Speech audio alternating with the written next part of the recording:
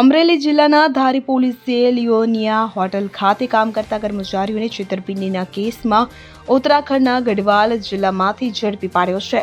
ધારી ખાતે આવેલી Leonia hotel ખાતે કેશિયર તરીકે કામ કરનાર નિખિલ કુકરેટી રહેવાસી કોટદ્વાર ગઢવાલ આ કર્મચારી હોટલના ટેબલના ખાનામાં રાખેલ રોકડ રકમ તેમજ ઉપાડ પેટે રકમ માંગીને 3,10,000 રૂપિયા લઈને ફરાર થઈ ગયો હતો. આ બાબતની ફરિયાદ હસમુખભાઈ વેકરિયા દ્વારા ધારી પોલીસ સ્ટેશન ખાતે નોંધાઈ હતી.